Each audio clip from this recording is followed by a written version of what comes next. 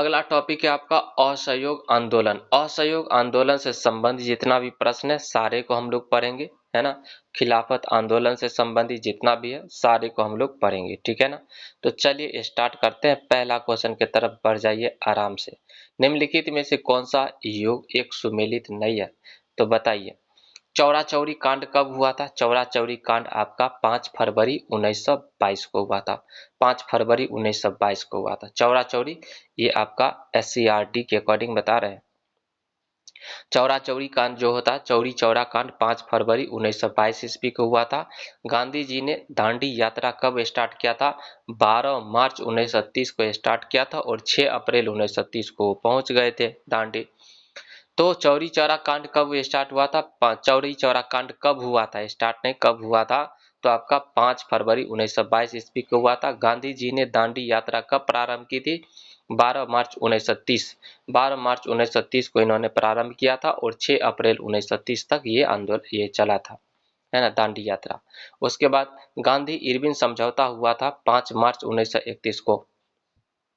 गांधी जी और इरविन के बीच समझौता हुआ था 5 मार्च 1931 को हुआ था। 5 मार्च 1931 को गांधी इरविन समझौता हुआ था। पूना पैक्ट 24 सितंबर 1932 को पूना पैक्ट हुआ था 24 सितंबर 1932 को। पूना पैक्ट कब हुआ था? 24 सितंबर 1932 को। गांधी इरविन समझौता 5 मार्च 1931 को और पूना पैक्ट हुआ था 24 सितंबर 1932 को। इतना बात याद रखिएगा, सब सही है। महात्मा गांधी जी ने असहयोग आंदोलन को कब वापस लिया? कब वापस लिया था? फरवरी 1922 ईस्वी में लिया था। कब लिया था? फरवरी 1922 ईस्वी में वापस ले लिया था। 1 अगस्त 1920 ईस्वी को 1 अगस्त 1920 ईस्वी को असहयोग आंदोलन स्टार्ट हुआ था, ठीक है। 1 अगस्त 1920 ईस्वी को इस 20 ईस्वी को असहयोग आंदोलन स्टार्ट हुआ था और 5 फरवरी 1922 को 5 फरवरी 1922 को उत्तर प्रदेश में गोरखपुर में चौरी चौरा में हिंसा के कारण चौरी चौरा में हिंसा के कारण गांधी जी ने इस आंदोलन को वापस लेने का निर्णय लिया और 12 फरवरी 1922 को बारदोली बैठक में लिया गया था। 12 फरवरी 1922 को बारदोली बैठक में लिया गया था, ठीक है ना। किसके कारण ये 12 फरवरी 1922 को बारदोली बैठक में लिया गया? असहयोग आंदोलन को क्या किया गया? बंद कर दिया गया। किस कारण से बंद कर दिया गया? क्योंकि 5 फरवरी 1922 को क्या हुआ था? गोरखपुर में चौरी चौरा हिंसक घटना घट गई थी, ठीक है ना। अगला क्वेश्चन पर आ जाइए। असहयोग आंदोलन प्रारंभ होने का कारण क्या था? असहयोग आंदोलन प्रारंभ होने का कारण क्या था? बताइए। इसका कारण था आपका जालियांवाला बाग, है ना, जालियांवाला बाग हत्याकांड, ठीक है ना। असहयोग आंदोलन प्रारंभ होने का कारण क्या था? जालियांवाला बाग हत्याकांड। जलियांवाला बाग हत्याकांड मॉन्टेग्यू चेम्सफोर्ड सुधार 1919 के साथ असंतोष, खिलाफत आंदोलन आदि के कारण 1 अगस्त 1920 ईस्वी को महात्मा गांधी जी के नेतृत्व में असहयोग आंदोलन शुरू किया गया था। असहयोग आंदोलन कब शुरू किया गया था? 1 अगस्त 1920 ईस्वी को। 1 अगस्त 1920 ईस्वी को महात्मा गांधी जी के नेतृत्व में असहयोग आंदोलन शुरू किया गया था, ठीक है। अगला प्रश्न पर आ जाइए। ब्रिटिश शासन के विरुद्ध कांग्रेस ने किस वर्ष आंदोलन प्रारंभ किया गया था? ब्रिटिश शासन के विरुद्ध कांग्रेस ने किस वर्ष आंदोलन प्रारंभ किया था? ब्रिटिश शासन के विरुद्ध कांग्रेस ने किस वर्ष आंदोलन प्रारंभ किया था? ब्रिटिश शासन के विरुद्ध कांग्रेस ने किस वर्ष आंदोलन प्रारंभ किया था? बोलिए। तो आपका 1920 ईस्वी में प्रारंभ किया था। ब्रिटिश शासन के विरुद्ध कांग्रेस ने किस वर्ष असहयोग आंदोलन प्रारंभ किया था? असहयोग आंदोलन की बात करते हैं तो 1920 में प्रारंभ हुआ था, 1 अगस्त 1920 ईस्वी को, है ना। असहयोग आंदोलन 1 अगस्त 1920 ईस्वी असहयोग आंदोलन 1 अगस्त 1920 ईस्वी में औपचारिक रूप से शुरू हुआ था। असहयोग आंदोलन 1 अगस्त 1920 ईस्वी में असहयोग आंदोलन 1 अगस्त 1920 ईस्वी में औपचारिक रूप से शुरू हुआ था। असहयोग आंदोलन 1 अगस्त 1920 ईस्वी में औपचारिक रूप से शुरू हुआ था। असहयोग आंदोलन 1 अगस्त 1920 ईस्वी में औपचारिक रूप से शुरू हुआ था। असहयोग आंदोलन 1 अगस्त 1920 ईस्वी में असहयोग आंदोलन 1 अगस्त 1920 ईस्वी में औपचारिक रूप से शुरू हुआ था। असहयोग आंदोलन 1 अगस्त 1920 ईस्वी में औपचारिक रूप से क्या हुआ था? शुरू हुआ था। अगला प्रश्न पर आ जाइए, किस कांड के कारण असहयोग आंदोलन बंद करना पड़ा था? चौरी चौरा कांड के कारण बंद करना पड़ा था। चौरी चौरा कांड 5 फरवरी 1922 के कारण गांधी जी को असहयोग आंदोलन को वापस लेना पड़ा, बंद करना पड़ा। गांधी जी ने अपना प्रथम असहयोग आंदोलन निलंबित किया क्यों निलंबित किया था इसने? बताइए। वही चौरी चौरा वाला कांड हो गया था, है ना। यह एकाएक हिंसात्मक हो चुका था। जो असहयोग आंदोलन है ना, एकाएक क्या हो गया? हिंसात्मक हो गया। लोग दंगा फसाद करने लगे, है ना। तो इस कारण वो बंद करना पड़ा। 1 अगस्त 1920 ईस्वी को गांधी जी ने प्रथम असहयोग आंदोलन प्रारंभ किया और 5 फरवरी 1922 को उत्तर प्रदेश के चौरी चौरा नामक स्थान पर भीड़ और पुलिस कर्मियों के मध्य हुए संघर्ष के बाद यह आंदोलन अचानक हिंसात्मक हो गया। अतः गांधी जी ने असहयोग आंदोलन को निलंबित कर दिया। अगला प्रश्न पर आ जाइए, महात्मा गांधी जी ने किस घटना को हिमालय जैसा भूल कहा था? हिमालय जैसा भूल कहा था, तो आपका हो जाएगा चौरी चौरा कांड को कहा था। ठीक है ना। महात्मा गांधी जी ने चौरी चौरा कांड 5 फरवरी 1922 को हिमालय भूल कहा था। उन्हें क्या 5 फरवरी 1922 को जो चौरी चौरा कांड हुआ था ना, तो गांधी जी ने क्या कह दिया? बहुत हिंसक घटना हो गई थी, है ना।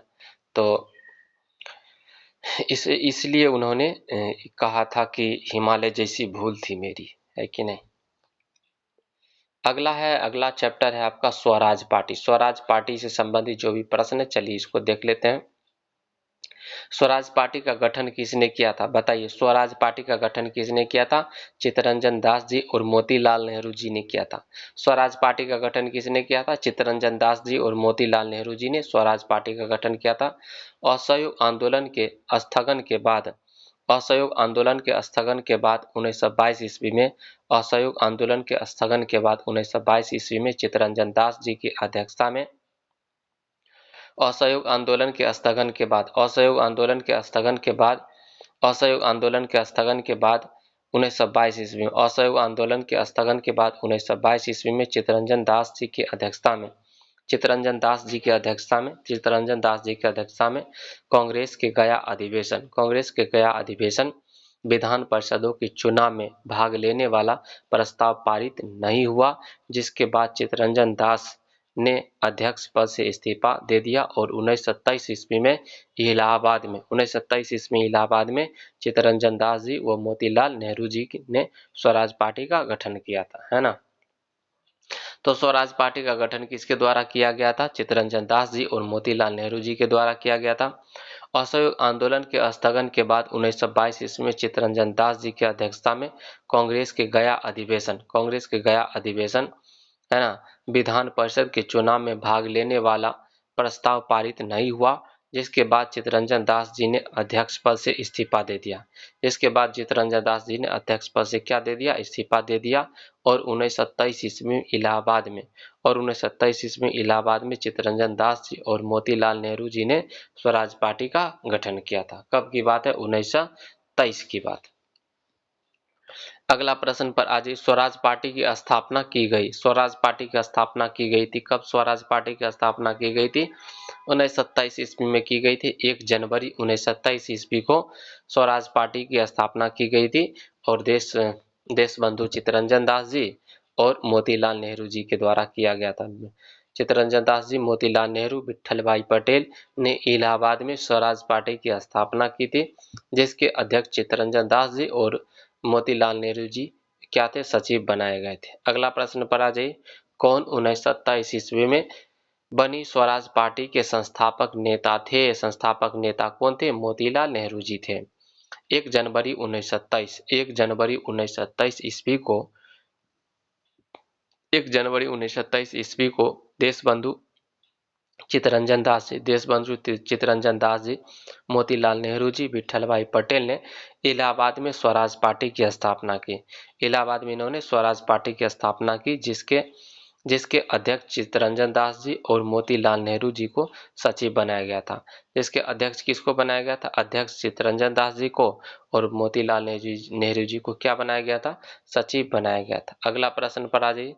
स्वराज पार्टी का प्रथम सम्मेलन कहाँ हुआ था? स्वराज पार्टी का प्रथम सम्मेलन कहाँ हुआ था? तो इलाहाबाद में हुआ था। स्वराज पार्टी का प्रथम सम्मेलन कहाँ हुआ था? इलाहाबाद में। स्वराज पार्टी का प्रथम सम्मेलन कहाँ हुआ था? इलाहाबाद में। स्वराज पार्टी का प्रथम सम्मेलन कहाँ हुआ था? इलाहाबाद में। स्वराज पार्टी का गठन 1927 ईस्वी में चित्तरंजन दास जी और मोतीलाल नेहरू जी, है ना, मोतीलाल नेहरू जी द्वारा मोतीलाल नेहरू के द्वारा इलाहाबाद में की गई थी और इसका प्रथम सम्मेलन इलाहाबाद में हुआ था। अगला प्रश्न, निम्नलिखित में से स्वराज दल से संबंधित नहीं थे? मोतीलाल नेहरू जी थे, है ना, उसके बाद कौन नहीं थे? तो सी राजगोपालाचारी जी संबंधित नहीं थे, अयंगर जी भी थे और विट्ठल भाई पटेल भी जी थे, ठीक है ना। स्वराज पार्टी का गठन 1927 ईस्वी में चित्तरंजन दास जी, मोतीलाल नेहरू जी, है ना, और अयंगर जी, विट्ठल भाई पटेल जी और हकीम अजमल इत्यादि इससे मिलकर किए थे, ये सब स्थापना किए थे इसकी पार्टी की, है ना। अगला पर आ जाइए, महात्मा गांधी एवं उनके प्रारंभिक आंदोलन। महात्मा गांधी एवं उनके प्रारंभिक आंदोलन से संबंधित चलिए बातों को हम लोग पढ़ते हैं, महात्मा गांधी से रिलेटेड जो भी बातें हैं। चंपारण सत्याग्रह कब हुआ था? चंपारण सत्याग्रह 17 अप्रैल 1917 को हुआ था। 17 अप्रैल 1917 को चंपारण सत्याग्रह होता। चंपारण सत्याग्रह कब हुआ था? 17 अप्रैल 1917 को चंपारण सत्याग्रह होता। 17 अप्रैल 1917 को चंपारण सत्याग्रह हुआ था। 17 अप्रैल 1917 को क्या हुआ था? चंपारण सत्याग्रह हुआ था। 17 अप्रैल 1917 को चंपारण सत्याग्रह हुआ था। 17 अप्रैल 1917 को चंपारण सत्याग्रह हुआ था। अहमदाबाद मिल हड़ताल कब हुआ था?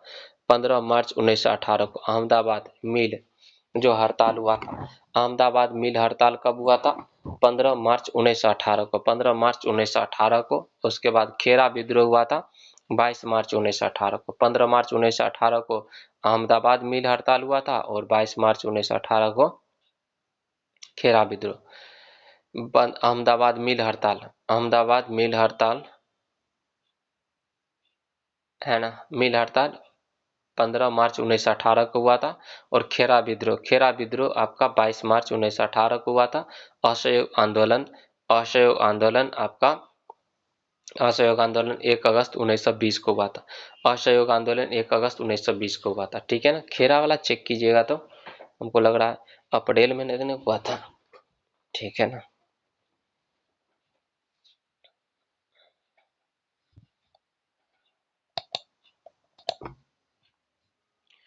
खेरा विद्रोह आपका 22 मार्च 1918 को हुआ था। अहमदाबाद मिल हड़ताल हुआ था 15 मार्च 1918 को। चंपारण सत्याग्रह हुआ था 17 अप्रैल 1917 को हुआ था। चंपारण सत्याग्रह कब हुआ था? 17 अप्रैल 1917 को। 17 अप्रैल 1917 को चंपारण सत्याग्रह हुआ था। असहयोग आंदोलन कब हुआ था? 1 अगस्त 1920 को असहयोग आंदोलन, 1 अगस्त 1920 को असहयोग आंदोलन था। निम्न में से कौन सी पुस्तक महात्मा गांधी जी द्वारा लिखी गई थी? बताइए। महात्मा गांधी जी का पुस्तक का नाम बताइए। महात्मा गांधी जी का पुस्तक का नाम है Young India, Hind Swaraj, India of my dream, my Experiment with truth, और उसके बाद हरिजन इत्यादि। ये सब महात्मा गांधी जी का किताब का नाम था। महात्मा गांधी जी का पुस्तक का नाम बताइए। यंग इंडिया, हिंद स्वराज, ये बहुत इंपॉर्टेंट है। महात्मा गांधी जी की किताब का क्या नाम है? Young India Hind Swaraj, Young India Hind Swaraj, Young India Hind Swaraj. उसके बाद इंडिया ऑफ माई ड्रीम्स, उसका My Experiment with Truth, My Experiment with Truth, Harijan इत्यादि किसका पुस्तक था? ये गांधी जी का पुस्तक था। 1915 में भारत लौटने के बाद गांधी जी ने डैश की तरह कपड़े पहनने का निर्णय लिया। बताइए किसके तरह कपड़े पहनने का निर्णय लिया? तो काठियावाड़ी किसान के तरह कपड़े पहनने का निर्णय लिया था। 1915 में भारत लौटने के बाद गांधी जी ने काठियावाड़ी किसान की तरह कपड़े पहनने का निर्णय लिया। 1915 में भारत लौटने के बाद गांधी जी ने डैश की तरह कपड़े पहनने का निर्णय लिया, काठियावाड़ी किसान की तरह कपड़े पहनने का निर्णय लिया। 1915 में भारत लौटने के बाद गांधी जी ने डैश की तरह कपड़े पहनने का निर्णय लिया, काठियावाड़ी किसान की तरह कपड़े पहनने का निर्णय लिया था। 1915 ईस्वी में भारत लौटने के बाद गांधी जी ने काठियावाड़ी किसान की धोती कुर्ता की तरह कपड़े पहनने का निर्णय लिया था। 1932 में अखिल भारतीय हरिजन संघ की स्थापना किसने किया था? 1932 में 1932 में अखिल भारतीय हरिजन संघ की स्थापना किसके द्वारा किया गया था? 1932 में अखिल भारतीय हरिजन संघ की स्थापना महात्मा गांधी जी के द्वारा किया गया था। किसके द्वारा किया गया था? महात्मा गांधी जी के द्वारा किया गया था। 30 सितंबर 1932 को अखिल भारतीय हरिजन संघ की स्थापना महात्मा गांधी जी ने की थी। 30 सितंबर 1932 को अखिल भारतीय हरिजन संघ की स्थापना 30 सितंबर 1932 को अखिल भारतीय हरिजन संघ की स्थापना 30 सितंबर 1932 को अखिल भारतीय हरिजन संघ की स्थापना 30 सितंबर 1932 को अखिल भारतीय हरिजन संघ की स्थापना महात्मा गांधी जी ने की थी। 30 अप्रैल 1932 में अखिल भारतीय हरिजन संघ की स्थापना महात्मा गांधी जी ने की थी। 30 सितंबर हो जाएगा, अप्रैल बोल दिए। 30 सितंबर 1932 होगा, ठीक है।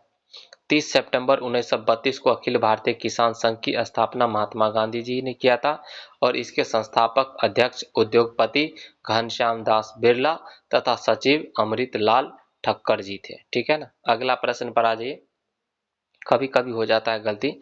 तो 30 सितंबर 1932 को अखिल भारतीय हरिजन संघ की स्थापना महात्मा गांधी जी के द्वारा किया गया था। अगला प्रश्न पर आइए, महात्मा गांधी जी का जन्म किस वर्ष हुआ था? महात्मा गांधी जी का जन्म कब हुआ था? बोलिए। 2 अक्टूबर 1869 ईस्वी को गुजरात के पोरबंदर में हुआ था। 2 अक्टूबर 1869 को गुजरात के पोरबंदर में हुआ था। अगला प्रश्न, गांधी जी ने 1917 में चंपारण सत्याग्रह क्यों संचालित किया था? चंपारण सत्याग्रह क्यों संचालित किया था बताइए। तो चंपारण सत्याग्रह नीलहे किसानों के लिए किया गया था, ठीक है ना। तिनकठिया पद्धति तो वहां गांधी जी ने भारत में अपना प्रथम सत्याग्रह चंपारण में वर्ष 1917 में नील के किसानों के लिए तिनकटिया पद्धति के खिलाफ किया था। महात्मा गांधी का चंपारण आंदोलन सफल रहा है ना, कब? 1917 ईस्वी में, ठीक है। गांधी जी ने भारत में अपना प्रथम सत्याग्रह चंपारण में वर्ष 1917 में नील के किसानों के लिए तिनकटिया पद्धति के खिलाफ किया था। अगला प्रश्न पर आ जाइए, दक्षिण अफ्रीका से वापस लौटने पर महात्मा गांधी जी द्वारा प्रथम सफल सत्याग्रह कौन था?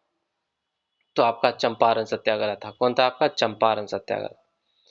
1915 ईस्वी में गांधी जी अफ्रीका से वापस लौटने के बाद गांधी जी द्वारा चलाया गया प्रथम सफल सत्याग्रह चंपारण सत्याग्रह था, जो 1917 में चलाया गया था। अगला प्रश्न पर आइए, महात्मा गांधी जी ने भारतवर्ष में पहला सत्याग्रह कहाँ प्रारंभ किया था?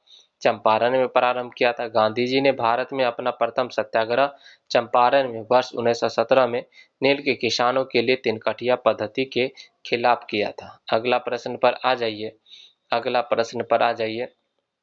बताइए चंपारण सत्याग्रह कब हुआ था? है ना, 1917 में हुआ था। अहमदाबाद मिल मजदूर 1918 में, है ना। अहमदाबाद 15 मार्च 1918 को, खेरा 22 मार्च 1918 को, जालियांवाला बाग हत्याकांड है ना 19 अप्रैल 1919 को हुआ था। चंपारण सत्याग्रह है ना 17 अप्रैल 1917 को हुआ था। ये सब याद रखिए। चंपारण सत्याग्रह का आरंभ 1917 में हुआ था। महात्मा गांधी जी ने दांडी यात्रा का प्रारंभ कहाँ से किया था? दांडी की यात्रा का प्रारंभ साबरमती आश्रम से किया था। महात्मा गांधी जी ने दांडी यात्रा का प्रारंभ है ना, दांडी यात्रा या फिर दांडी सत्याग्रह है ना, नमक सत्याग्रह बोल सकते हैं, नमक यात्रा गांधी जी के द्वारा 12 मार्च 1930 को अपने 78 अनुयायियों के साथ साबरमती से अरब सागर के दांडी तक 241 मील की यात्रा की थी, 241 मील की यात्रा की थी। अगला, वल्लभ भाई पटेल जी को सरदार की उपाधि किसने दी थी, बताइए। तो बारदोली की महिलाओं ने दी थी। किसके द्वारा दिया गया था, बारदोली की महिलाओं के द्वारा दिया गया था। 1928 में गुजरात के प्रांतीय सरकार ने किसानों के लगान में 30% की वृद्धि कर दी, जिसके फलस्वरूप सरदार वल्लभ भाई पटेल जी ने बारदोली में एक किसान आंदोलन, 1928 की बात है, बारदोली में एक किसान आंदोलन का नेतृत्व किया, जिसे बारदोली सत्याग्रह कहा गया। बारदोली की महिलाओं की ओर से गांधी जी ने उन्हें सरदार की उपाधि दी थी, है ना। अगला प्रश्न पढ़ा जाइए, गांधी जी दक्षिण अफ्रीका से भारत कब लौटे थे, 1915 में लौटे थे, 9 जनवरी 1915 को, है ना। प्रवासी दिवस मनाया जाता है 9 जनवरी को। गांधी जी ने अफ्रीका से 9 जनवरी 1915 ईस्वी 9 जनवरी 1915 ईस्वी को भारत वापस आए थे। 1893 में 1893 में दादा अब्दुल्ला ने गांधी जी को दक्षिण अफ्रीका में मुकदमा लड़ने के लिए आमंत्रित किया था। 1893 की बात है। 1893 ईस्वी में दादा अब्दुल्ला ने गांधी जी को दक्षिण अफ्रीका में मुकदमा लड़ने के लिए आमंत्रित किया था। अगला प्रश्न, महात्मा गांधी जी की मृत्यु कब हुई थी, महात्मा गांधी जी की मृत्यु 30 जनवरी 1948 ईस्वी को हुई थी। महात्मा गांधी जी की मृत्यु 30 जनवरी 1948 को नाथूराम गोडसे ने गोली मारकर हत्या कर दिया था।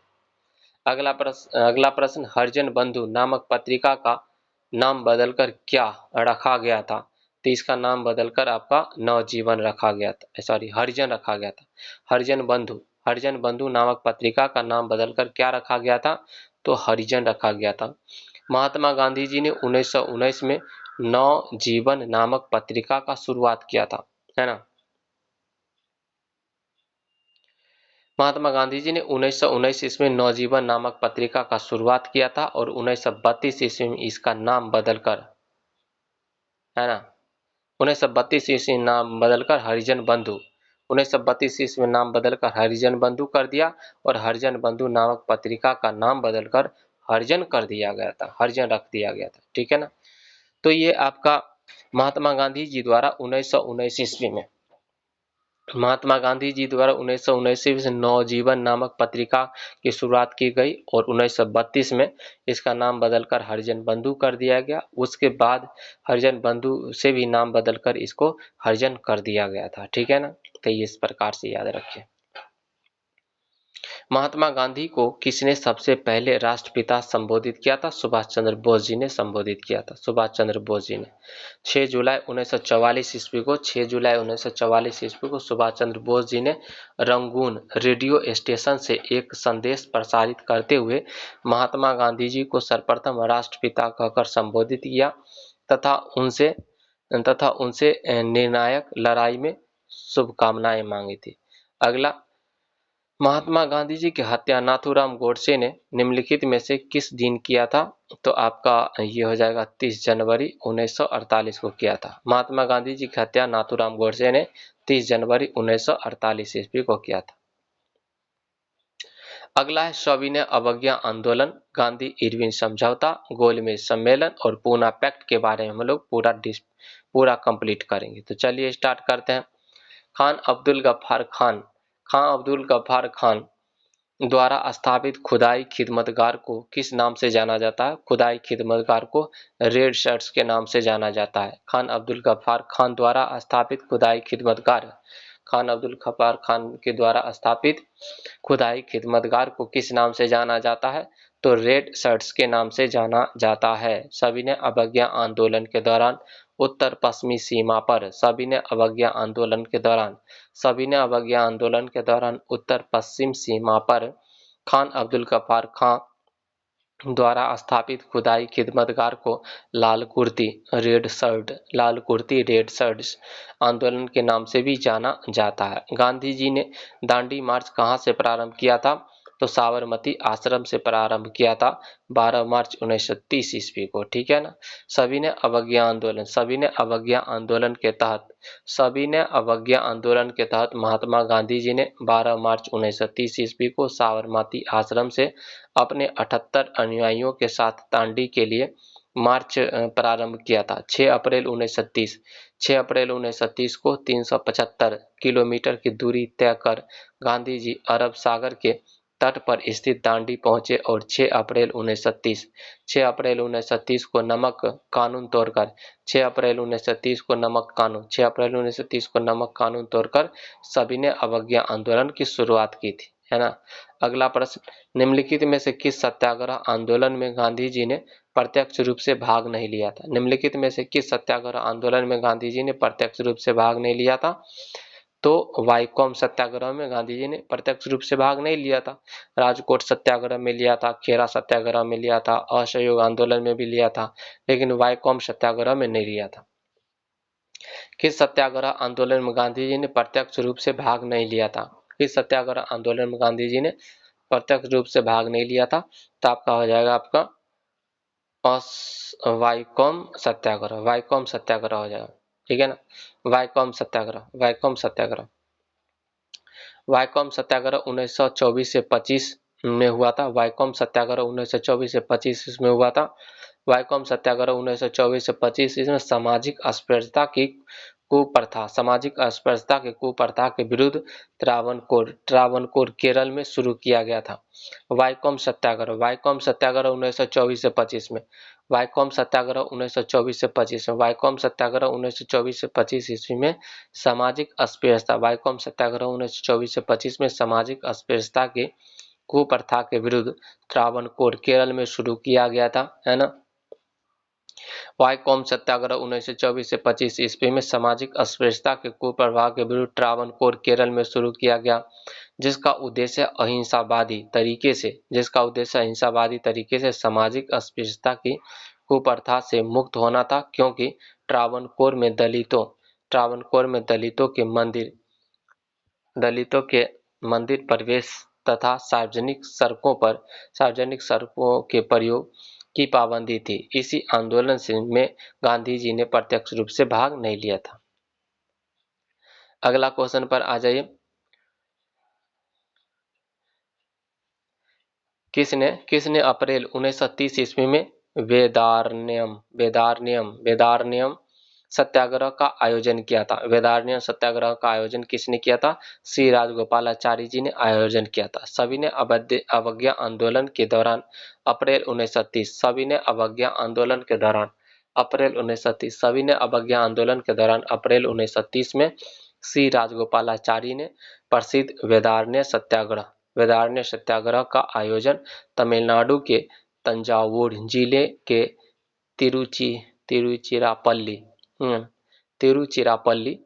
के से वेदारण्यम तक मार्ग का चयन किया था, ठीक है ना। सभी ने अवज्ञा आंदोलन के दौरान अप्रैल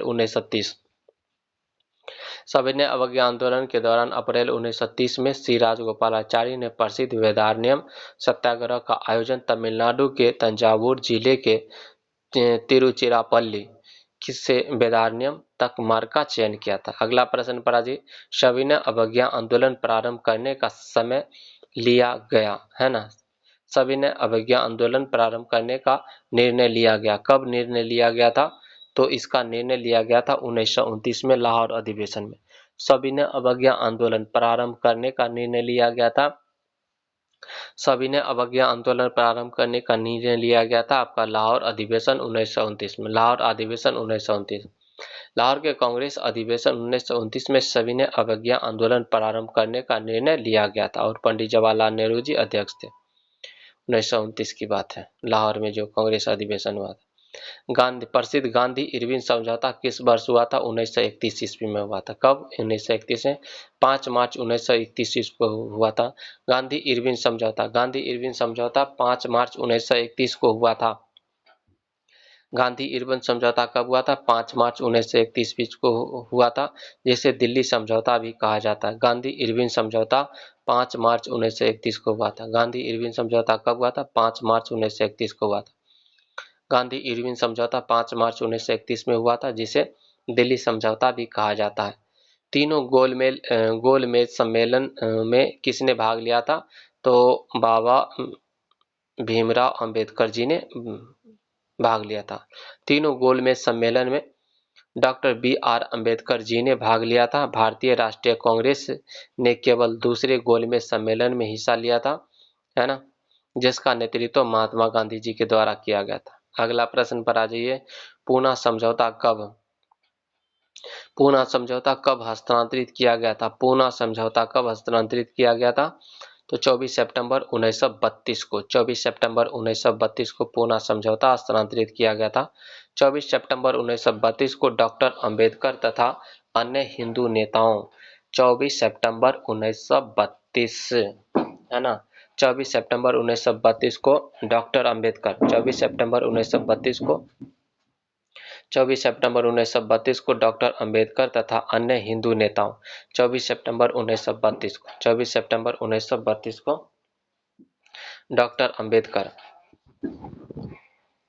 24 सितंबर 1932 ईस्वी को 24 सितंबर 1932 ईस्वी को डॉक्टर अंबेडकर तथा अन्य हिंदू नेताओं मदन मोहन मालवीय जी, डॉक्टर राजेंद्र प्रसाद जी, मदन मोहन मालवीय जी, डॉक्टर राजेंद्र प्रसाद जी, पुरुषोत्तम दास और राजगोपालाचारी के प्रयत्न से गांधी जी और अंबेडकर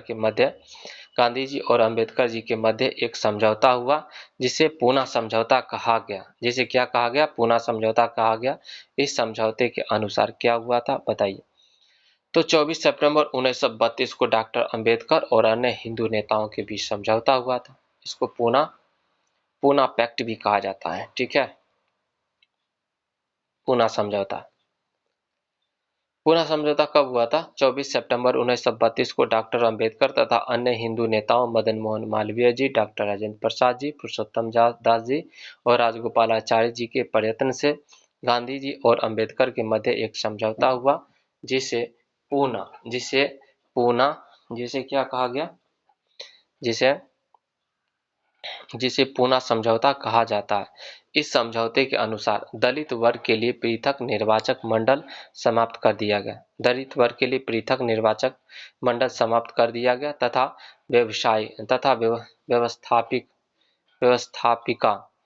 व्यवस्थापिका सभा में अछूतों के स्थान पर हिंदू वर्ग के अंतर्गत सुरक्षित रखे गए। प्रांतीय विधान मंडलों में दलित वर्गों के लिए 147 सीटें आवंटित की गई थी, ठीक है ना। प्रांतीय विधान मंडलों में दलित वर्ग के लिए 147 सीटें आवंटित की गई, जबकि सांप्रदायिक पंचायत में उन्हें 71 सीटें प्रदान किया गया था, ठीक है ना।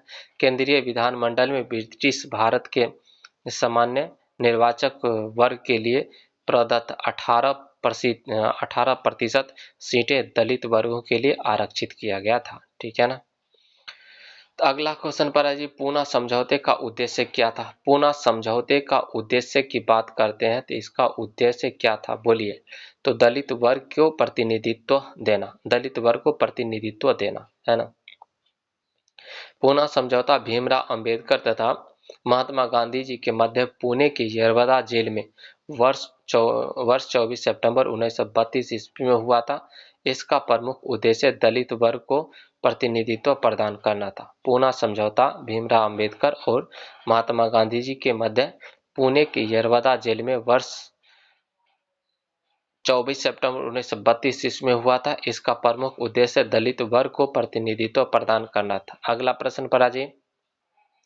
दांडी यात्रा कितने दिन चली थी? दांडी यात्रा आपका चली थी 24 दिन चला था, है ना। 12 मार्च 1930 को साबरमती आश्रम से क्या हुआ था?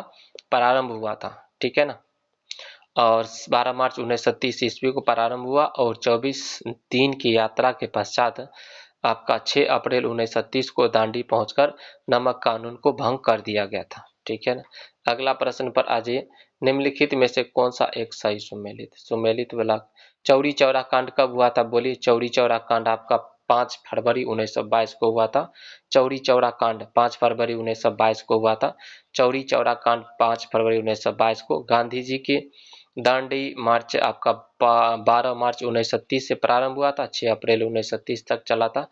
गांधी इरविन समझौता 5 मार्च 1931। गांधी इरविन समझौता 5 मार्च 1931। गांधी इरविन समझौता 5 मार्च 1931। पूना पैक्ट 24 सितंबर 1932। पूना पैक्ट 24 सितंबर 1932 को हुआ था। गांधी जी और बाबा साहेब भीमराव अम्बेडकर के मध्य गांधी पैक्ट हुआ था आपका। गांधी पूना पैक्ट, गांधी इरविन समझौता 5 मार्च 1931 को, पूना पैक्ट आपका 24 सितंबर 1932 को हुआ था। गांधी जी ने सविनय अवज्ञा आंदोलन का आह्वान किया था। कब आह्वान किया था? 1930 ईस्वी में, 12 मार्च 1930। 12 मार्च 1930 को गुजरात के अहमदाबाद में स्थित साबरमती आश्रम से अपने 78 समर्थकों के साथ दांडी के लिए पदयात्रा प्रारंभ किया तथा 24 दिनों में 240 मील की पदयात्रा के पश्चात 5 अप्रैल को दांडी पहुंचे। 6 अप्रैल दांडी तो 5 अप्रैल को पहुंच गए थे। 6 अप्रैल 1930 को गांधी जी ने समुद्र तट पर नमक बनाकर कानून तोड़ा।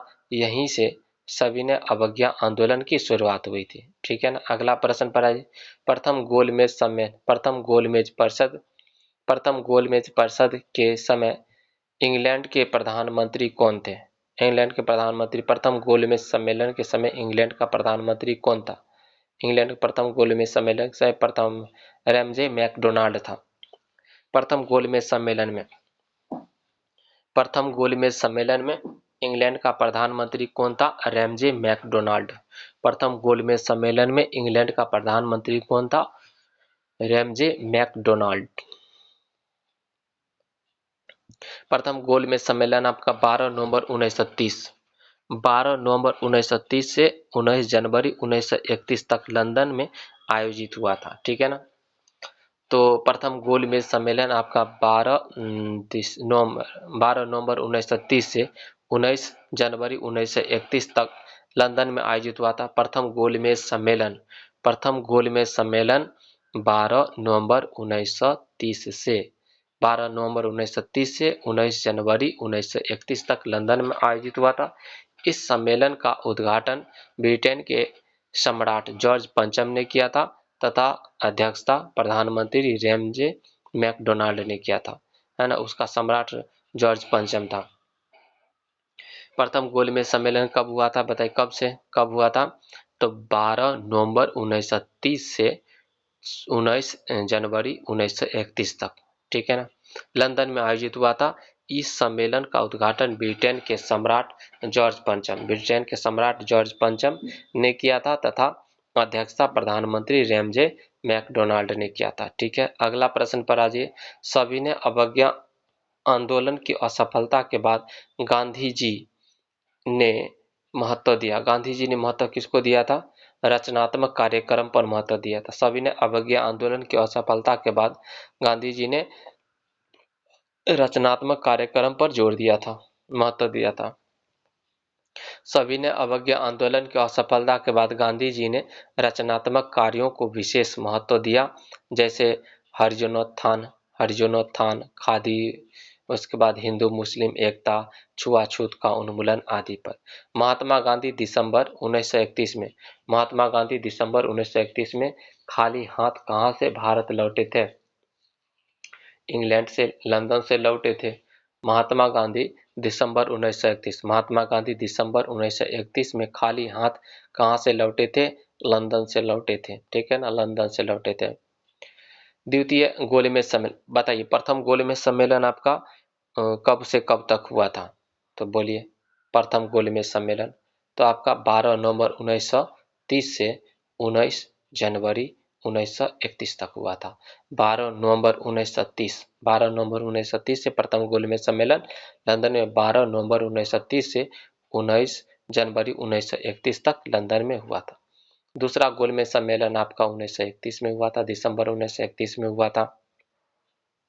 द्वितीय गोलमेज सम्मेलन की असफलता के बाद जब गांधी जी लंदन से दिसंबर 1931 में भारत वापस आए तो उन्होंने भारतीयों को संबोधित करते हुए कहा था कि मैं खाली हाथ लौटा हूं, परंतु अपने देश की इज्जत को मैंने पट्टा नहीं लगने दिया। ठीक है ना, 1931 की बात है, दिसंबर 1931 के। अगला, निम्नलिखित में से किस भारतीय नेता ने लंदन में प्रथम गोलमेज कॉन्फ्रेंस में भाग लिया था? है ना, किस भारतीय नेता ने लंदन में प्रथम गोलमेज कॉन्फ्रेंस में भाग लिया था? तो मौलाना मोहम्मद अली ने भाग लिया था। है ना, मौलाना मोहम्मद अली ने भाग लिया था। और डॉक्टर बाबा साहेब भीमराव अम्बेडकर तीनों ने भाग लिए थे। प्रथम गोलमेज सम्मेलन 12 नवंबर 1930 को लंदन में प्रारंभ हुआ था और 19 जनवरी 1931 तक चला था। इस सम्मेलन में डॉक्टर भीमराव अंबेडकर जी, तेज बहादुर सप्रू, है ना, तेज बहादुर सप्रू और मोहम्मद अली जिन्ना और मोहम्मद अली शामिल थे। मोहम्मद अली जिन्ना और मोहम्मद अली ये सब शामिल थे। अगला, लंदन में द्वितीय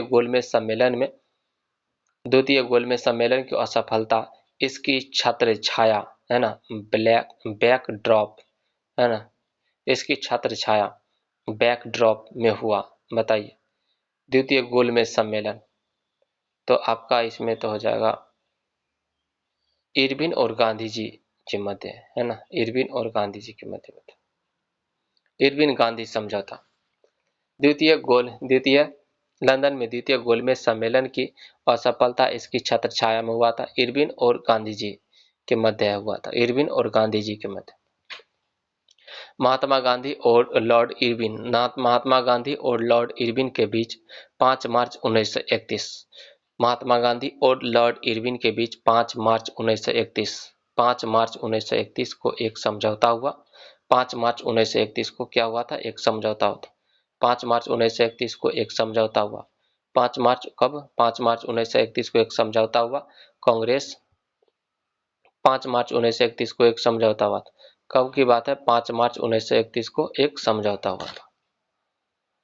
समझौता हुआ। कांग्रेस ने दूसरे गोलमेज सम्मेलन में भाग लेने की स्वीकृति दी। दूसरा गोलमेज सम्मेलन 7 सितंबर 1931 से 1 दिसंबर 1931 तक चला था। 1 दिसंबर 1931 तक चला था। ठीक है ना, दूसरा गोलमेज सम्मेलन 7 सितंबर 1931 से 1 दिसंबर 1931 तक चला था।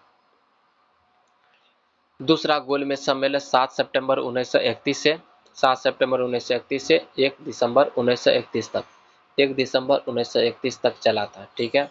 अगला, सन 1930 ईस्वी में कांग्रेस का सविनय अवज्ञा आंदोलन इतना सफल हुआ कि इन इंग्लिश शहरों में से एक में अंग्रेजी राजकीय चिन्ह कई महीनों तक गायब हो गए थे, है ना, गायब हो गए थे। तो आंसर हो जाएगा आपका बढ़ी। सविनय अवज्ञा आंदोलन 1930 के दौरान बिहार के बढ़ी शहर में आंदोलनकारियों का कब्जा हो जाने से वहां कई महीनों तक ब्रिटिश राज का नियंत्रण समाप्त हो गया था। बढ़ी। सविनय अवज्ञा आंदोलन वर्ष 1930 सविनय अवज्ञा आंदोलन वर्ष 1930 सविनय अवज्ञा आंदोलन वर्ष 1930 के दौरान बिहार के बढ़ी शहर में आंदोलनकारियों का कब्जा हो जाने से वहां कई महीनों तक ब्रिटिश राज का नियंत्रण समाप्त हो गया था। अगला प्रश्न, कांग्रेस ने ट्रावनकोर राज्य के किस दीवान की स्वेच्छाचारी सरकार के विरुद्ध सविनय अवज्ञा आंदोलन आरंभ किया था? वे थे आपका सीपी रामास्वामी अय्यर जी थे। त्रावणकोर में कांग्रेस ने त्रावणकोर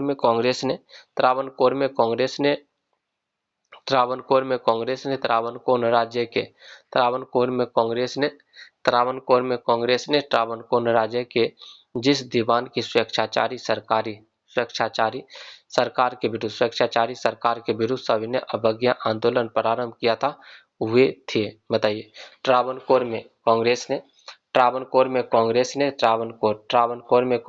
त्रावणकोर राज्य के जिस दीवान की स्वेच्छाचारी सरकार के विरुद्ध सविनय अवज्ञा आंदोलन आरंभ किया था, वे थे आपका सीपी रामास्वामी अय्यर जी थे। ट्रावनकोर के स्वेच्छाचारी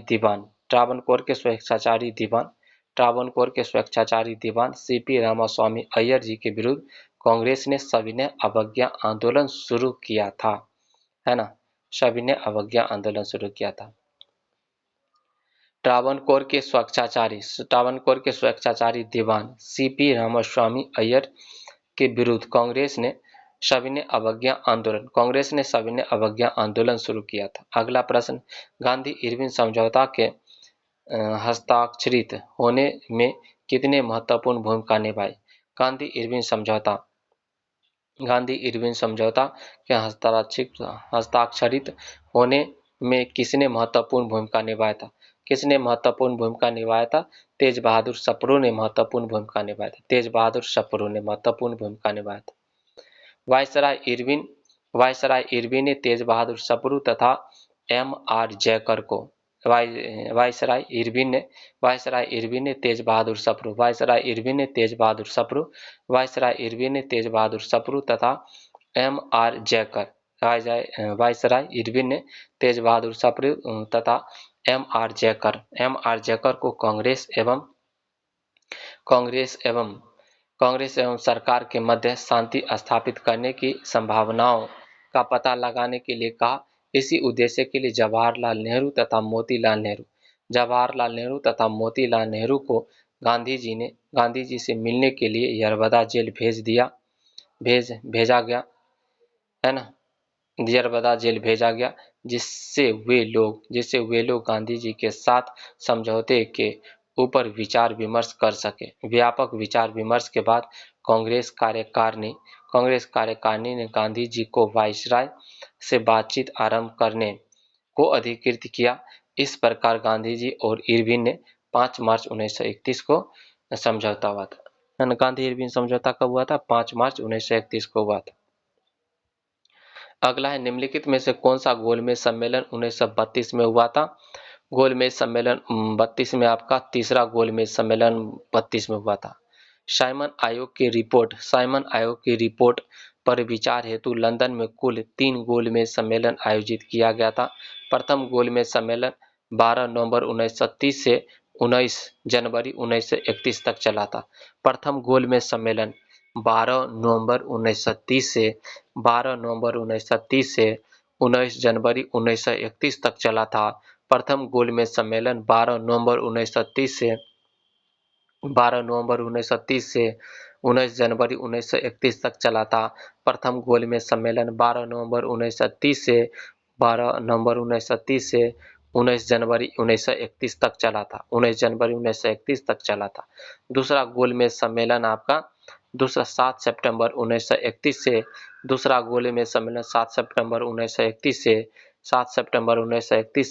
1 दिसंबर 1931 तक चला था। 7 सितंबर 1931 से 1 दिसंबर 1931 तक चला था।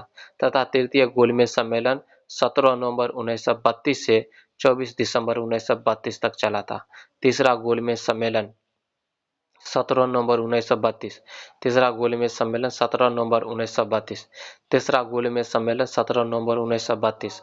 तीसरा गोलमेज सम्मेलन 17 नवंबर 1932 से 24 दिसंबर 1932 तक चला था। तीसरा गोलमेज सम्मेलन 17 नवंबर 1932।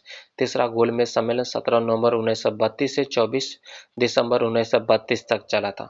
तीसरा गोलमेज सम्मेलन 17 नवंबर 1932 से 24 दिसंबर 1932 तक चला था। याद रखिए। अगला, 1929 में खुदाई खिदमतगार को किसने संगठित किया? 1929 में खुदाई खिदमतगार को किसने संगठित किया?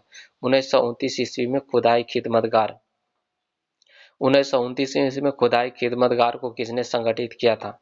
1929 ईस्वी में खुदाई खिदमतगार को किसने संगठित किया था? बोलिए, खुदाई खिदमतगार को किसने? अब्दुल गफ्फार खान जी ने संगठित किया था। खुदाई खिदमतगार अथवा लाल कुर्ती। खुदाई खिदमतगार अथवा लाल कुर्ती दल का गठन वर्ष 1929 में खान अब्दुल गफ्फार खान ने किया था और इस संगठन ने सविनय अवज्ञा आंदोलन में सक्रिय भूमिका का निर्वहन किया था। अगला प्रश्न, गांधी जी के नमक सत्याग्रह का एकमात्र उद्देश्य क्या था? एकमात्र उद्देश्य था नमक कानून को निरस्त करना। नमक कानून को क्या करना? निरस्त करना। अगला प्रश्न पर आइए। भारतीय राष्ट्रीय गुजरात में देख लीजिए, गुजरात में नमक कानून के विरुद्ध सत्याग्रह प्रारंभ हुआ था 22 मार्च 1931 को, है ना। गांधी जी ने दांडी यात्रा आरंभ की थी और 6 अप्रैल को उन्होंने नमक कानून का उल्लंघन कर सत्याग्रह आरंभ किया था। भारतीय राष्ट्रीय कांग्रेस ने किस गोलमेज सम्मेलन में भाग नहीं लिया था? किस गोलमेज सम्मेलन में भाग नहीं लिया था? तो पहला, है ना, तो पहला में तो भाग नहीं लिया था, तीसरा में भाग नहीं लिया था, दूसरा में लिया था, ठीक है ना। गांधी जी ने किस वर्ष दांडी यात्रा शुरू की थी? 1930 ईस्वी में शुरू की थी। 12 मार्च 1930 ईस्वी को चालू किया था और 6 अप्रैल 1930 को दांडी पहुंचे, है ना। 24 दिन समय लगा था, 241 मील चले थे। अगला प्रश्न, 1930 में महात्मा गांधी जी ने सविनय अवज्ञा आंदोलन कहाँ से प्रारंभ किया था? तो कहाँ से प्रारंभ किया था? दांडी से प्रारंभ किया था। वर्ष 1930 में, वर्ष 1930 में गांधी जी ने सविनय अवज्ञा आंदोलन के प्रारंभ के प्रतीक के रूप में दांडी मार्च 12 मार्च 1930 में साबरमती आश्रम से लगभग 240, कहीं 241 भी रहता है, 240 मील गुजरात के नवसारी जिले में 6 अप्रैल 1930 को दांडी गांव पहुंचे तथा नमक बनाकर कानून को तोड़ा था। अगला प्रश्न, सविनय अवज्ञा आंदोलन किसने प्रारंभ किया था? महात्मा गांधी जी के द्वारा प्रारंभ किया गया था। किसके द्वारा प्रारंभ किया गया था? महात्मा गांधी जी के प्रारंभ किया गया था। सविनय अवज्ञा आंदोलन कब और किस यात्रा से शुरू हुई थी? दांडी यात्रा से 1930 में शुरू हुई थी। अगला, किस आंदोलन की शुरुआत नमक कानून को तोड़ने के साथ हुई थी? तो आपका सविनय अवज्ञा आंदोलन हो जाएगा। क्या हो जाएगा आपका? सविनय अवज्ञा आंदोलन। सविनय अवज्ञा आंदोलन में किसने ठीक पहले सविनय अवज्ञा आंदोलन निम्न में से किसके ठीक पहले हुआ था? किसके ठीक पहले हुआ था? गांधी इरविन समझौता, है ना। गांधी इरविन समझौता से ठीक पहले हुआ था। गांधी इरविन समझौता से ठीक पहले हुआ था, यानी गांधी इरविन समझौता 22 मार्च 1931 को हुआ था और ये आपका दांडी यात्रा आपका चालू हुआ था 12 मार्च 1931 को, ठीक है। अगला, गांधी जी ने दांडी यात्रा का प्रारंभ 12 मार्च 1930 12 मार्च 1930 12 मार्च 1930 को किया था। 12 मार्च 1930 को किया था।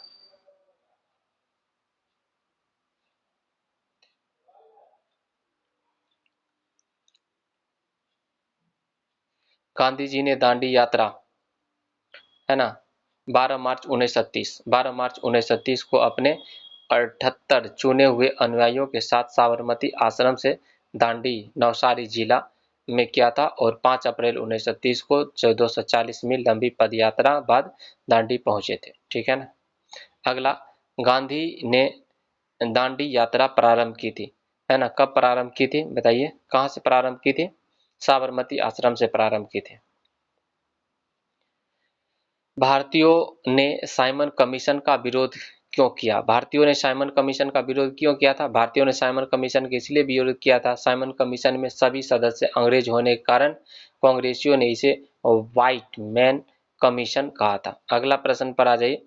ब्रिटिश सरकार देख लीजिए, ब्रिटिश सरकार द्वारा भारत शासन अधिनियम 1919 में पुनः सुधारों के लिए एवं अन्य अधिक सुधारों के लिए भारत की उपयुक्तता की समीक्षा के लिए सर जॉन साइमन की अध्यक्षता में सन 1927 ईस्वी में एक विधिक आयोग साइमन कमीशन का गठन किया था 1927 ईस्वी में, ठीक है ना।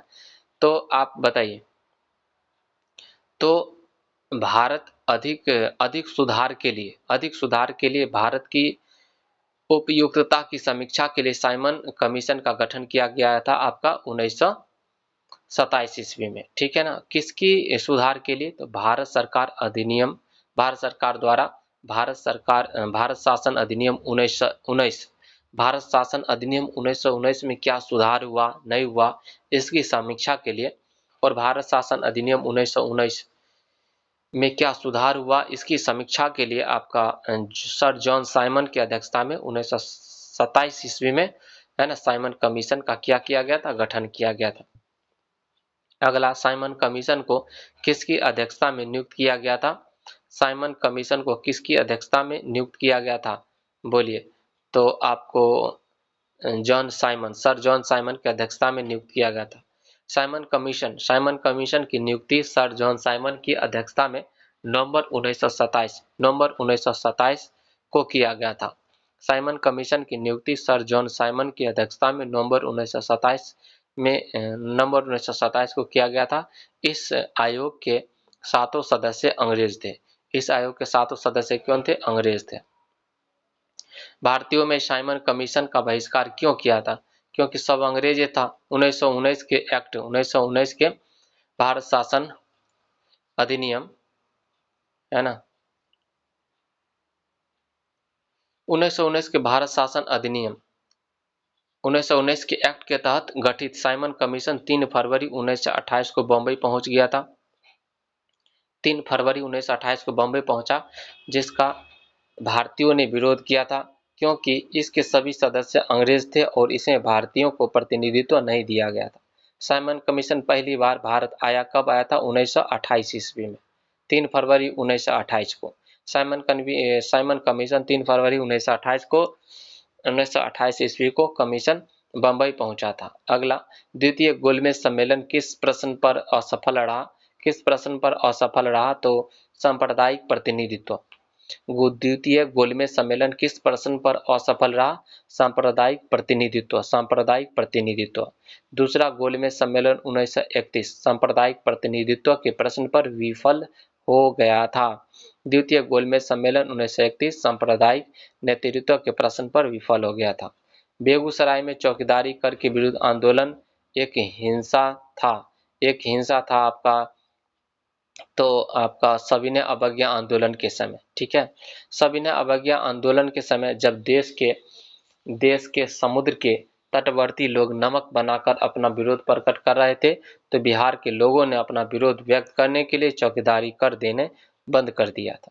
अगला, सांप्रदायिक अवार्ड एवं पूना पैक्ट में क्रमशः दलित वर्ग के लिए कितने सीटें दी गई थी? कितने सीटें दी गई थी? तो आपका 71 व 147, 71 व 147 हो जाएगा, 71 व 147। द्वितीय गोलमेज सम्मेलन में विभिन्न सांप्रदायिक एवं दलित वर्गों के लिए पृथक निर्वाचक मंडल के विषय पर कोई सहमति नहीं हो सकी और 16 अगस्त 1932 को रैमजे मैकडोनाल्ड ने अपने सांप्रदायिक अधिनिर्णय की घोषणा की और इसके अनुसार मुसलमान, यूरोपीय तथा सिख मतदाताओं के साथ साथ दलित वर्गों के लिए पृथक निर्वाचक मंडल की प्रावधान था। इसके विरोध में गांधी जी ने आमरण अनशन प्रारंभ कर दिया। मदन मोहन मालवीय ने अंबेडकर सहित विभिन्न जातियों एवं राजनीतिक दलों का एक सम्मेलन बुलाया, जिसमें अंतर्गत 24 सितंबर 1932 को, है ना, 24 सितंबर 1932 को पूना पैक्ट कहते हैं। 24 सितंबर 1932 को पूना समझौता हुआ। इसके अनुसार विभिन्न प्रांतीय विधानमंडलों में दलित वर्गों के लिए 147 सीट, दलित वर्गों के लिए, किसके लिए? दलित वर्गों के लिए 147 सीटें आरक्षित की गई, है ना। विधानमंडलों में, प्रांतीय विधानमंडल में दलित वर्ग के लिए 147 सीट आरक्षित की गई, जबकि सांप्रदायिक अधिनिर्णय में केवल 71 सीटें की व्यवस्था की गई। सांप्रदायिक अधिनिर्णय में 71 सीटें की व्यवस्था की गई दलितों के लिए। सांप्रदायिक अधिनिर्णय में केवल 71 सीटों की व्यवस्था की गई और प्रांतीय विधानमंडल में 147 सीटों की आरक्षित की गई, ठीक है। तो प्रांतीय विधानमंडलों में दलितों के लिए 147 सीटें आरक्षित की गई, जबकि सांप्रदायिक अधिनिर्णय में केवल 71 सीटें की ही व्यवस्था की गई। दूसरे केंद्रीय विधानमंडल में 18% सीटें दलित, दूसरे केंद्रीय विधानमंडल में 18% सीटें दलित वर्ग के लिए वृद्धि की गई थी। अगला, अगस्त 1932 में रैमजे मैकडोनाल्ड ने सांप्रदायिक पंचाट के द्वारा पहली बार एक पृथक निर्णायक समूह बनाया गया, है ना। तो आपका आंसर हो जाएगा अछूतों के लिए। अगस्त 1932 में रैमजे मैकडोनाल्ड के सांप्रदायिक पंचाट के द्वारा पहली बार एक पृथक निर्वाचन समूह बनाया गया, है ना। किसके लिए बनाया गया था बोलिए? तो अछूतों के लिए बनाया गया था। 16 अगस्त 1932 कब की बात है? 16 अगस्त 1932 की बात है।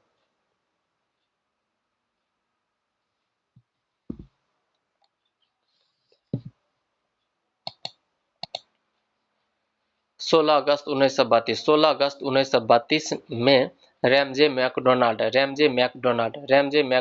ने कम्युनल अवार्ड के द्वारा हरिजनों व अछूतों के लिए अलग से हरिजनों और अछूतों के लिए 16 अगस्त 1932 में रैमजे मैकडोनाल्ड ने कम्युनल अवार्ड के द्वारा हरिजनों व अछूतों के लिए अलग से निर्वाचन की व्यवस्था की गई, जिसको समाप्त करने के लिए गांधी जी ने पूना की यरवदा जेल में आमरण अनशन किया। तत्पश्चात गांधी जी तथा अंबेडकर के बीच 24 सितंबर 1932 ईस्वी को एक समझौता हुआ, जिस पर ब्रिटिश सरकार ने अपनी स्वीकृति दी थी। ब्रिटिश सरकार ने क्या दी? अपनी स्वीकृति दी थी। अगला प्रश्न, कम्युनल अवार्ड किसके द्वारा प्रस्तुत किया गया था? कम्युनल अवार्ड किसके द्वारा प्रस्तुत किया गया था? तो लॉर्ड मैकडोनाल्ड के द्वारा प्रस्तुत किया गया था। कम्युनल अवार्ड किसके द्वारा प्रस्तुत किया गया था? लॉर्ड मैकडोनाल्ड के द्वारा प्रस्तुत किया गया था। कम्युनल अवार्ड किसके द्वारा प्रस्तुत किया गया था? लॉर्ड मैकडोनाल्ड के द्वारा प्रस्तुत किया गया था। कम्युनल अवार्ड मैकडोनाल्ड के द्वारा प्रस्तुत किया गया था, ठीक है ना। ब्रिटिश प्रधानमंत्री रैमजे मैकडोनाल्ड ने 16 अगस्त 1932 को एक पंचाट जारी किया। ब्रिटिश प्रधानमंत्री रैमजे मैकडोनाल्ड ने 16 अगस्त 1932 को एक पंचाट जारी किया, जिसे सांप्रदायिक पंचायत 1932 की बात है। ब्रिटिश प्रधानमंत्री रैमजे मैकडोनाल्ड ने 16 अगस्त 1932 को एक पंचाट जारी किया। 16 अगस्त 1932 को एक पंचाट जारी किया, जिसे सांप्रदायिक पंचाट कम्युनल अवार्ड कहा गया। इसके तहत दलित वर्ग को भी अल्पसंख्यक मानकर हिंदुओं से अलग कर दिया गया, ठीक है ना।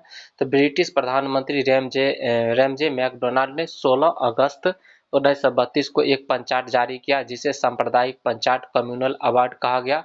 इसके तहत दलित वर्ग को भी अल्पसंख्यक मानकर हिंदुओं से अलग कर दिया गया था। अगला प्रश्न, किस वर्ष ऑल इंडिया वुमेन्स कॉन्फ्रेंस की स्थापना की गई थी? किस वर्ष ऑल इंडिया वुमेन्स कॉन्फ्रेंस की स्थापना की गई थी? 1927 में की गई थी। किस वर्ष ऑल इंडिया वुमेन्स कॉन्फ्रेंस की स्थापना की गई थी? 1927 में की गई थी। किस वर्ष ऑल इंडिया वुमेन्स कॉन्फ्रेंस की स्थापना की गई थी? 1927 में की गई थी। किस वर्ष ऑल इंडिया वुमेन्स कॉन्फ्रेंस की स्थापना की गई थी?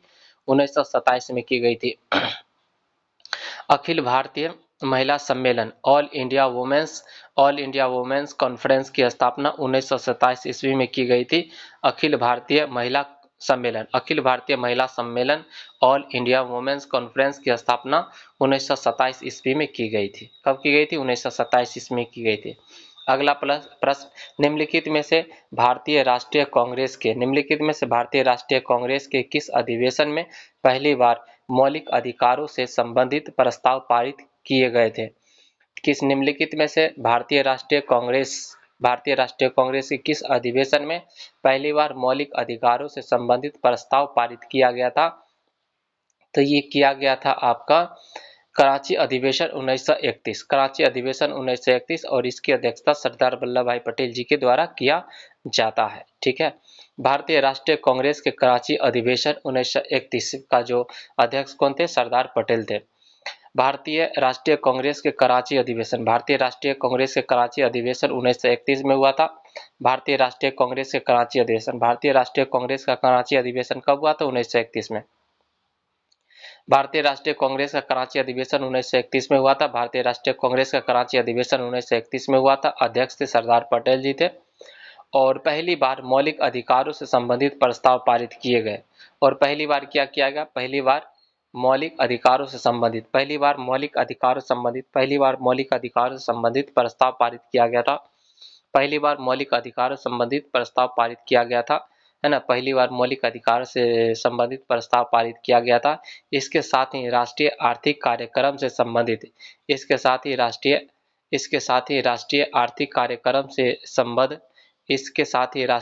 आर्थिक कार्यक्रम से संबद्ध प्रस्ताव भी पारित किया गया था। ठीक है, अगला प्रश्न पर आ जाइए। भारतीय राष्ट्रीय कांग्रेस के किस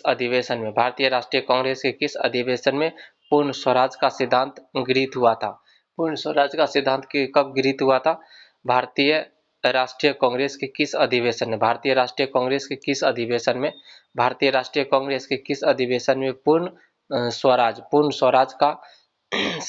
स्वराज का सिद्धांत गृहीत हुआ था? भारतीय राष्ट्रीय कांग्रेस के किस अधिवेशन में पूर्ण स्वराज का सिद्धांत गृहीत हुआ था? भारतीय राष्ट्रीय कांग्रेस के किस अधिवेशन में पूर्ण स्वराज का सिद्धांत गृहीत हुआ था? तो लाहौर अधिवेशन 1929। लाहौर अधिवेशन 1929 हो जाएगा। लाहौर अधिवेशन 1929। भारतीय राष्ट्रीय कांग्रेस के लाहौर अधिवेशन 1929 ईस्वी में पूर्ण स्वराज का सिद्धांत पारित हुआ था और इसके अध्यक्ष कौन थे? भारतीय राष्ट्रीय कांग्रेस का आपका सम्मेलन हुआ था 1929 में, लाहौर में हुआ था और उसके अध्यक्ष पंडित जवाहरलाल नेहरू जी थे। अगला, खुदाई खिदमतगार आंदोलन का नेतृत्व किसके द्वारा किया गया था? बताइए, खुदाई खिदमतगार का नेतृत्व किसके द्वारा किया गया था? खान अब्दुल गफ्फार खान जी के द्वारा किया गया था। खुदाई खिदमतगार आंदोलन उत्तर पश्चिम सीमांत प्रांत में अब्दुल गफ्फार खान के नेतृत्व में खुदाई खिदमतगार आंदोलन उत्तर पश्चिम सीमांत प्रांत में खुदाई खिदमतगार आंदोलन उत्तर पश्चिम सीमांत प्रांत में खुदाई खिदमतगार आंदोलन उत्तर पश्चिम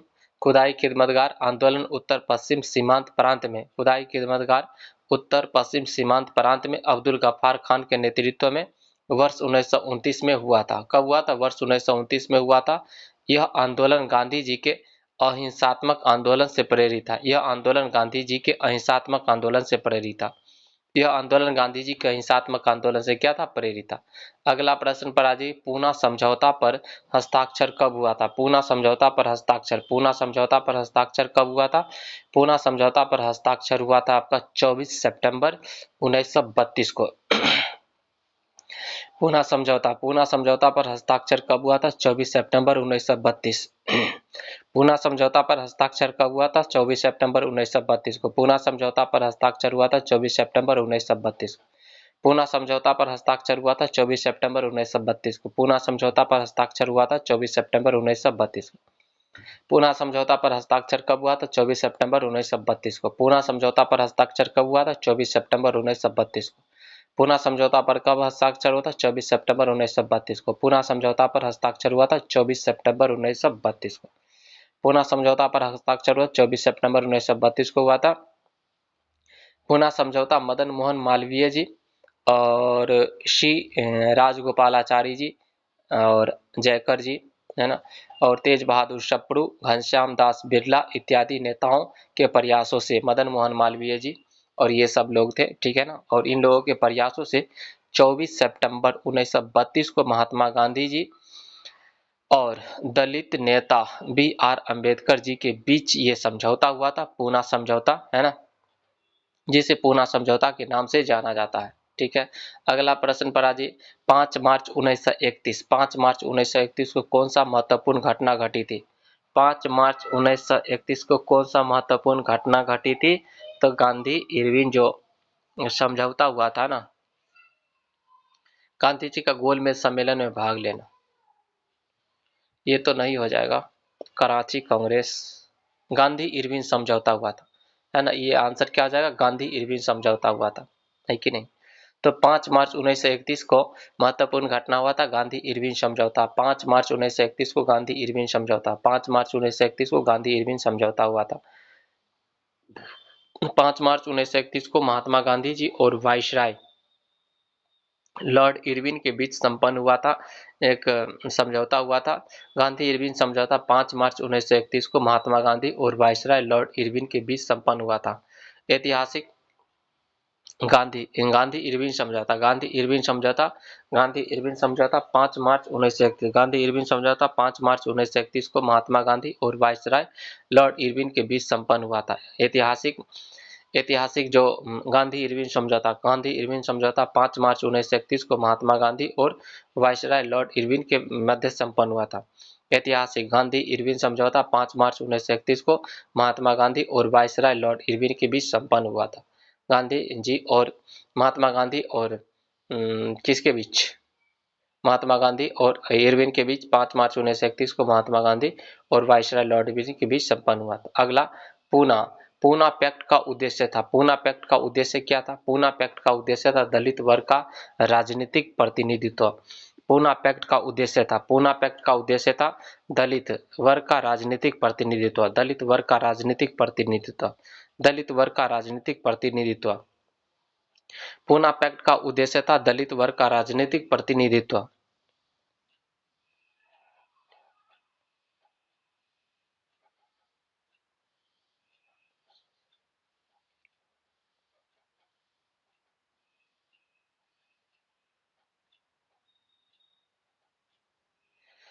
पूना पैक्ट का उद्देश्य था पूना पैक्ट का उद्देश्य था दलित वर्ग का राजनीतिक प्रतिनिधित्व। दलित वर्ग का राजनीतिक प्रतिनिधित्व। दलित वर्ग का राजनीतिक प्रतिनिधित्व।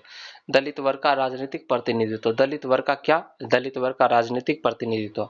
दलित वर्ग का राजनीतिक प्रतिनिधित्व। दलित वर्ग का राजनीतिक प्रतिनिधित्व। ठीक है।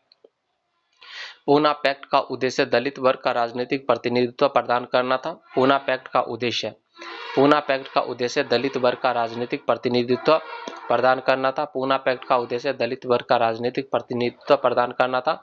24 सितंबर 1932 को 24 सितंबर 1932 को डॉक्टर अंबेडकर तथा महात्मा गांधी एवं अन्य हिंदू नेताओं के प्रयत्न से पुणे के यरवदा सेंट्रल जेल में समझौता किया गया था और इसके तहत प्रांतीय विधानमंडल में दलित वर्ग की सीटें 71 से बढ़ाकर 148 कर दी गई थी। ठीक है, 147 था।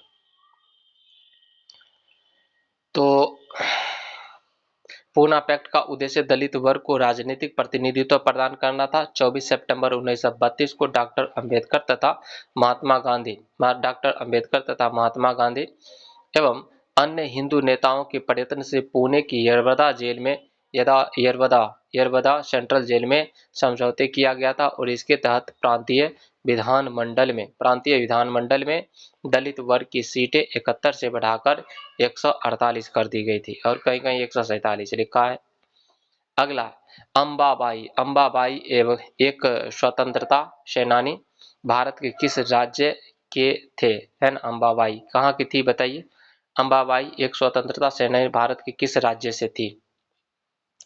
अंबाबाई कहाँ से थी बोलिए? अंबाबाई एक स्वतंत्रता सेनानी भारत के कर्नाटक राज्य की मूल निवासी थी। अंबाबाई एक स्वतंत्रता सेनानी थी और भारत के कर्नाटक राज्य की मूल निवासी थी। अंबाबाई एक स्वतंत्रता सेनानी थी, है ना। अंबाबाई एक स्वतंत्रता सेनानी थी, भारत के कर्नाटक राज्य की मूल निवासी थी। अंबाबाई क्या थी? एक स्वतंत्रता सेनानी थी और भारत के कर्नाटक राज्य की मूल निवासी थी। अगला है गांधी जी की प्रसिद्ध दांडी यात्रा। गांधी जी की प्रसिद्ध दांडी यात्रा को कौन सा आंदोलन कहा जाता है? गांधी जी की प्रसिद्ध दांडी यात्रा को कौन सा आंदोलन कहा जाता है? तो इसको कहा जाता है आपका नमक सत्याग्रह कहा जाता है। गांधी जी का प्रसिद्ध दांडी यात्रा को कौन सा आंदोलन कहा जाता है? नमक सत्याग्रह कहा जाता है। इसको क्या कहा जाता है? नमक सत्याग्रह कहा जाता है। गांधी जी की प्रसिद्ध दांडी यात्रा को नमक आंदोलन कहा जाता है। गांधी जी की प्रसिद्ध दांडी यात्री को नमक आंदोलन कहा जाता है। गांधी जी की प्रसिद्ध दांडी यात्री को नमक आंदोलन कहा जाता है। गांधी जी की प्रसिद्ध दांडी यात्रा को नमक आंदोलन कहा जाता है। क्या कहा जाता है? नमक आंदोलन कहा जाता है। अगला प्रश्न पर आइए। भारतीय उपमहाद्वीप के उत्तर पश्चिम क्षेत्र में सविनय अवज्ञा आंदोलन का नायक कौन थे? सविनय अवज्ञा आंदोलन के नायक कौन थे? उत्तर पश्चिम क्षेत्र में, भारतीय उपमहाद्वीप के उत्तर पश्चिम क्षेत्र में बात कर रहा है। उत्तर पश्चिम क्षेत्र में सविनय अवज्ञा आंदोलन के नायक कौन थे? तो आपका आंसर हो जाएगा अब्दुल गफ्फार खान थे। कौन थे? अब्दुल गफ्फार खान थे। भारतीय उपमहाद्वीप के उत्तर पश्चिम क्षेत्र में सविनय अवज्ञा आंदोलन 1930 ईस्वी का नायक अब्दुल गफ्फार खान थे। और अब्दुल गफ्फार खान थे। सरहदी गांधी, उन्हें सरहदी गांधी, सीमांत गांधी, बच्चा खां या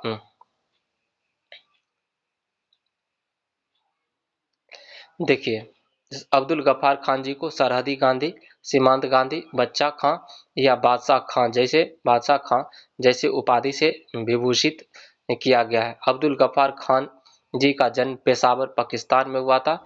इन्होंने सविनय अवज्ञा आंदोलन के दौरान उत्तर पश्चिम सीमा प्रांत में खुदाई खिदमतगार उत्तर पश्चिम सीमा प्रांत में खुदाई खिदमतगार नामक संगठन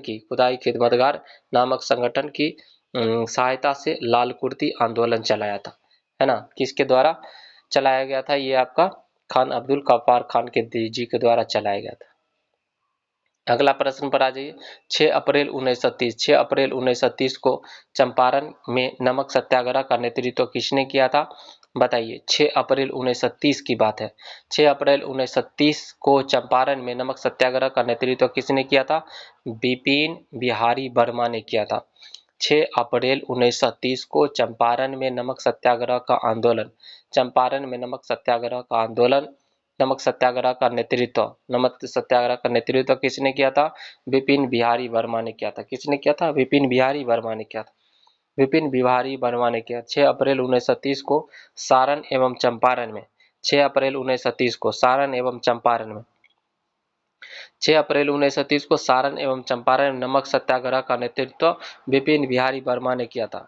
6 अप्रैल 1930 को सारण एवं चंपारण में 6 अप्रैल 1930 को सारण एवं चंपारण में 6 अप्रैल 1930 को सारण एवं चंपारण में नमक सत्याग्रह का नेतृत्व विपिन बिहारी वर्मा ने किया था।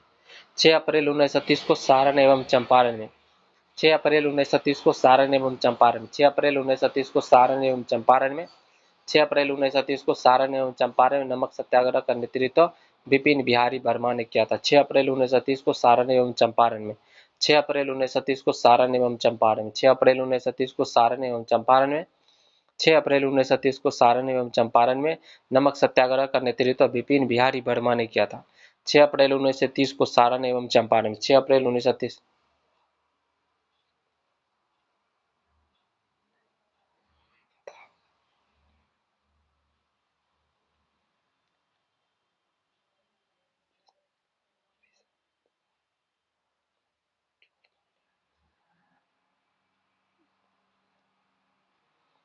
6 अप्रैल 1930 को 6 अप्रैल 1930 को सारण एवं चंपारण 6 अप्रैल 1930 को सारण एवं चंपारण में नमक सत्याग्रह का नेतृत्व विपिन बिहारी वर्मा ने किया था। विपिन बिहारी वर्मा ने सारण और चंपारण में 6 अप्रैल 1930 को आपका नमक सत्याग्रह का नेतृत्व विपिन बिहारी वर्मा ने किया था। अगला प्रश्न पर आ जाइए। पूना समझौता का उद्देश्य क्या था? पूना समझौता का उद्देश्य क्या था? तो दलित वर्ग का प्रतिनिधित्व। पूना समझौता का उद्देश्य क्या था? दलित वर्ग का प्रतिनिधित्व। पूना समझौता का उद्देश्य क्या था? दलित वर्ग का प्रतिनिधित्व। पूना समझौता का उद्देश्य था दलित वर्ग का प्रतिनिधित्व। पूना समझौता का उद्देश्य था दलित वर्ग का प्रतिनिधित्व। पूना समझौता का क्या उद्देश्य था? दलित वर्ग का प्रतिनिधित्व था। पूना समझौता का उद्देश्य था दलित वर्ग का प्रतिनिधित्व। पूना समझौता का उद्देश्य था दलित वर्ग का प्रतिनिधित्व, है ना। पूना समझौता का उद्देश्य दलित वर्ग का प्रतिनिधित्व था। पूना समझौता का क्या उद्देश्य था? दलित वर्ग का प्रतिनिधित्व था। पूना पैक्ट के अनुसार दलित वर्ग का प्रतिनिधित्व पूना समझौता का उद्देश्य दलित वर्ग का प्रतिनिधित्व था। पूना पैक्ट के अनुसार विभिन्न प्रांतीय विधानमंडलों में पूना पैक्ट के अनुसार विभिन्न प्रांतीय विधानमंडलों में दलित वर्ग के लिए पूना पैक्ट के अनुसार विभिन्न प्रांतीय विधानमंडलों में दलित वर्ग के लिए 148 सीटें आरक्षित की गई थी। पूना पैक्ट के अनुसार विभिन्न प्रांतीय विधानमंडलों में दलित वर्ग के लिए 148 सीटें आरक्षित की गई थी तथा केंद्रीय विधानमंडल में प्रांतीय विधानमंडल में आपका क्या विधानमंडलों में 148 सीटें आरक्षित की गई थी और केंद्रीय विधानमंडल में 18% केंद्रीय विधानमंडल में 18% सीटें दलित वर्ग के लिए आरक्षित की गई थी। ठीक है ना। तो प्रांतीय विधानमंडल में 148 सीटें, और केंद्रीय विधानमंडल में 18%, 18%, 18% सीटें दलित वर्ग के लिए आरक्षित किया गया था। अगला, दांडी यात्रा। दांडी यात्रा में गांधी जी के साथ कितने स्वयंसेवियों ने प्रतिभाग किया था? तो 78 हो जाएगा। दांडी यात्रा में गांधी जी के साथ कितने स्वयंसेवियों ने प्रतिभाग किया था? तो 78 हो जाएगा। कितना हो जाएगा इसका आंसर? 78 हो जाएगा, 78। अगला 12 मार्च 1930, 12 मार्च 1930 ईस्वी को गांधी जी ने दांडी यात्रा की शुरुआत की। गांधी जी साबरमती आश्रम अहमदाबाद से अपने 78 अनुयायियों के साथ गुजरात के समुद्र तट पर स्थित दांडी नौसारी जिला के लिए तथा निकल पड़े थे। वह पहचान भारतीय कौन थे जो हाउस ऑफ कॉमन्स का सदस्य बने थे? हाउस ऑफ कॉमन्स के सदस्य दादा भाई नौरोजी जी बने थे।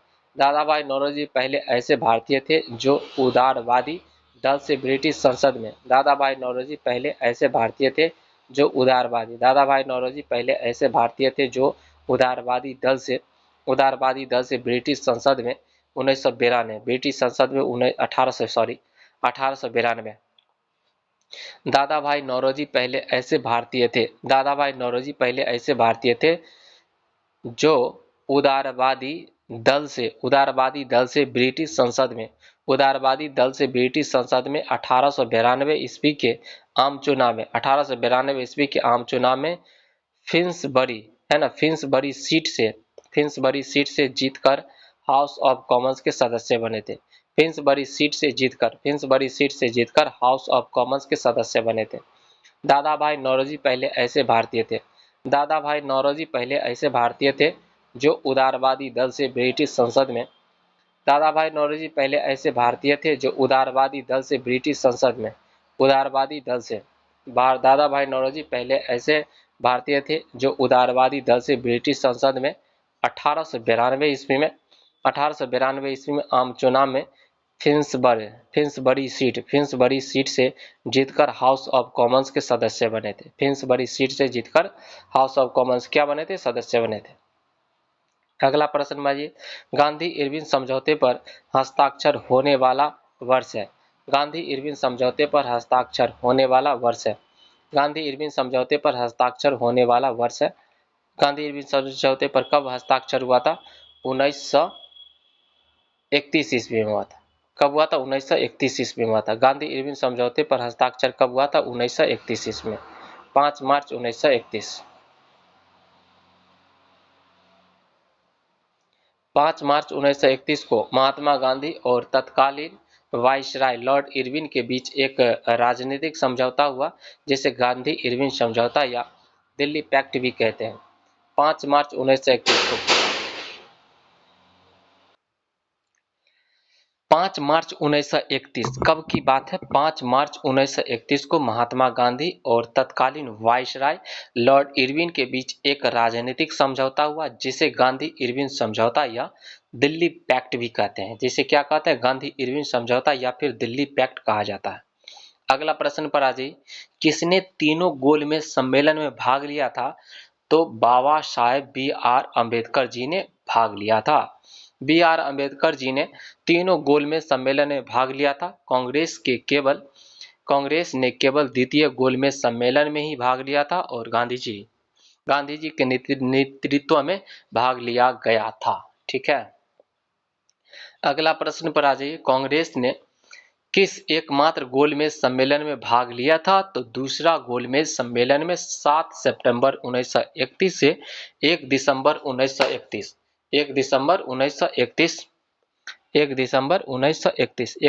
1931 तक चला था, उसमें भाग लिए थे। इस सम्मेलन में कांग्रेस के तरफ से गांधी जी ने भाग लिया था। इस आयोजन में शामिल होने के लिए गांधी जी SS राजपुताना नामक जहाज से गए थे। SS राजपुताना नामक जहाज से गए थे। अगला प्रश्न पर आ जाइए, 1932 का पूना पैक्ट संबंधित है। 1932 का पूना पैक्ट संबंधित था। 1932 का पूना पैक्ट संबंधित था, बताइए किससे संबंधित था? तो दलित वर्गों के राजनीतिक अधिकारों से संबंधित था, दलित वर्गों के राजनीतिक अधिकारों से संबंधित था। 24 सितंबर 1932 ईस्वी को बाबा साहब भीमराव अंबेडकर जी और महात्मा गांधी जी के मध्य मदन मोहन मालवीय जी के प्रयास से एक समझौता हुआ था, जिसे पूना पैक्ट कहा जाता है। जिसे क्या कहा जाता है? जिसे पूना पैक्ट कहते हैं, जिसे पूना पैक्ट कहा जाता है।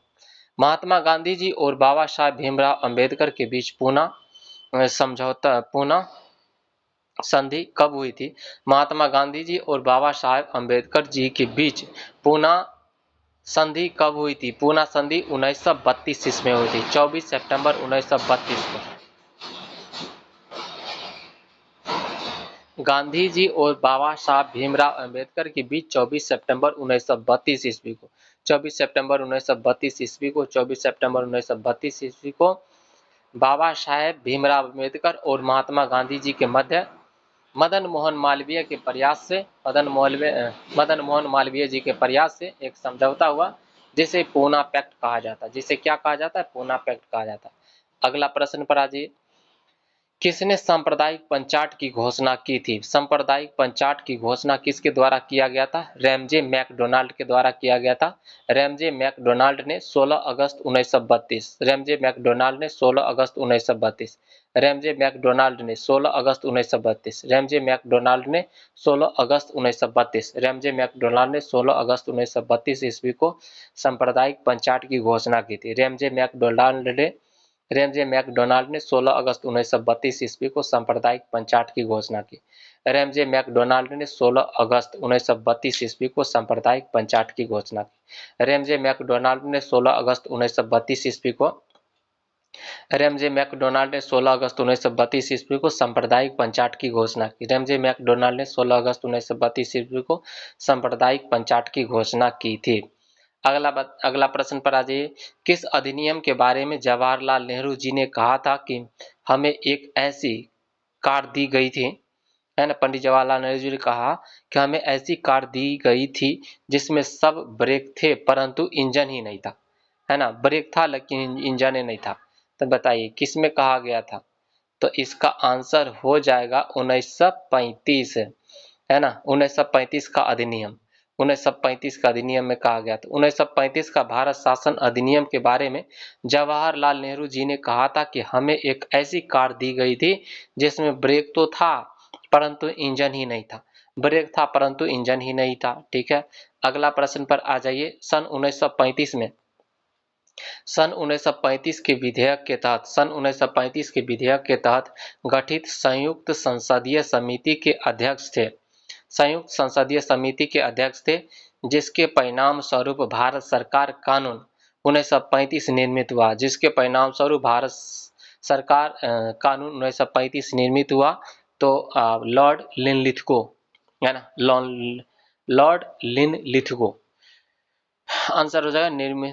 कानून निर्मित 1935 निर्मित हुआ था लॉर्ड लिनलिथगो के नेतृत्व में हुआ था।